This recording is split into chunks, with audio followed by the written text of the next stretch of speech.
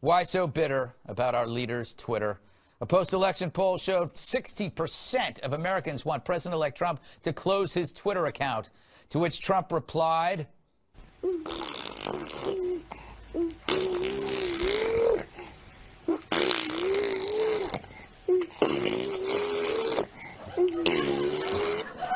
that's disgusting. Why should he stop tweeting? How do you think he got elected? By hiding from the media? Never talking to anyone? Never answering questions? Letting someone else tweet for you? No, that's how you lose an election. Twitter gave Mr. Trump a 24/7 megaphone. Literally 24/7.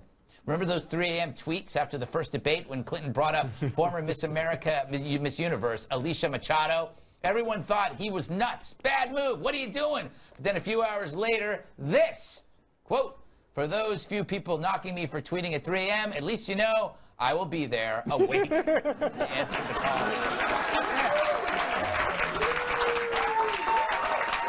He threw himself his own lifeline. Let's face it, the media doesn't want Trump tweeting because it eliminates them. Who needs Chuck Todd when you got an iPhone and a handle? Still, you got to wonder what the election would have been like if Donald Trump didn't tweet.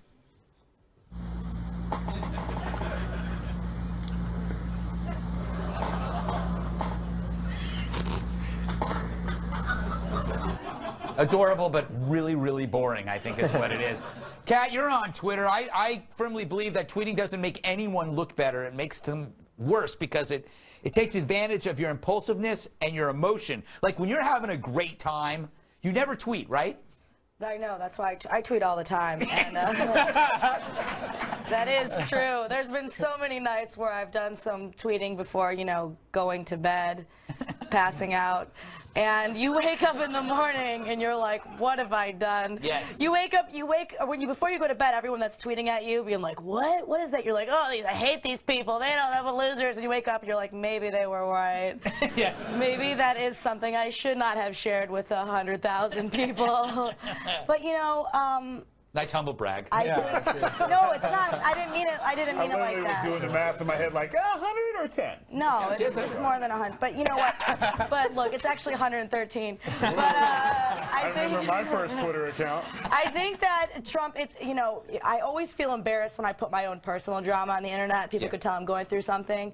I feel like Trump should be a little more careful to not put our country's drama on the internet, so that they know when our country is going through something. I think that there should be the same level of embarrassment that I have, he should have, and then maybe a little more. Yeah.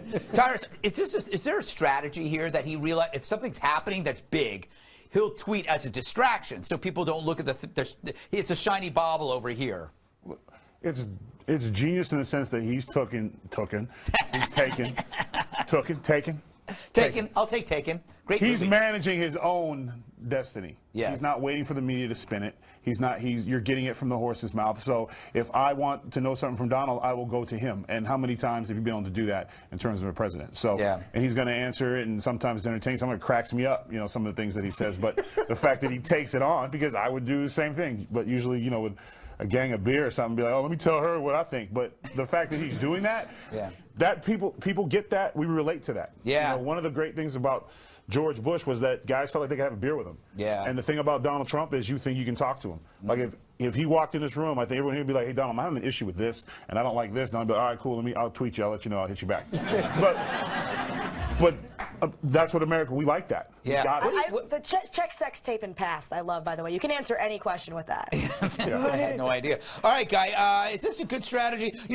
One of my friends tells me that Trump misspells tweets on purpose to create more combustion.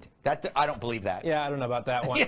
I'm trying to figure out, have we confirmed, does Trump inherit the @POTUS official Twitter handle? Because that would be, first of all, amazing. Yeah. And his first tweet upon taking office and taking hold of this handle should be @Barack Obama. Just sad exclamation point. It's like, welcome.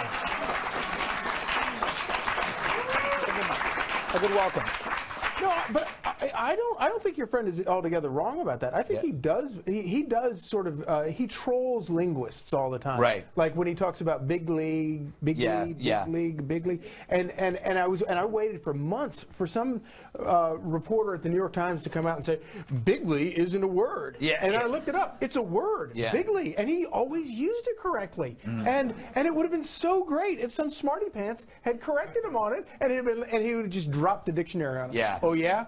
Check this out. Yeah, exactly.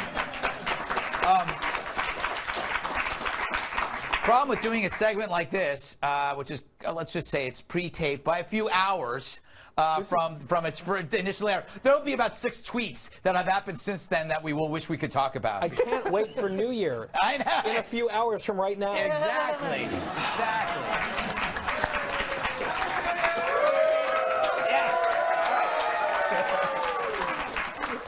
More of the year of Trump after a break. But first, as we kick 2016 to the curb, let's look back on the things we frankly had enough of and wish would go away in 2017. Yes, we're sick of seeing you and hearing you, and it's time for you to call it a day.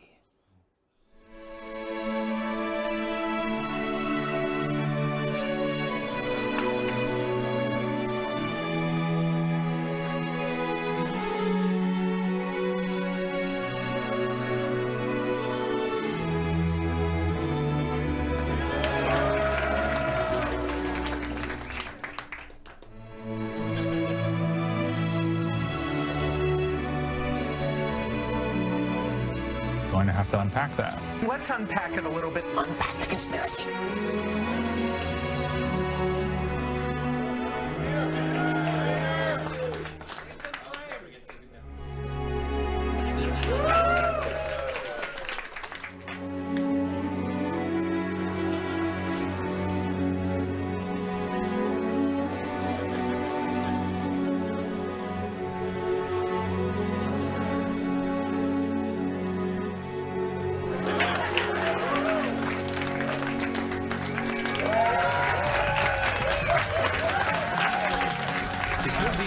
area and would like to be part of our studio audience, email Greg Tix at foxnews.com.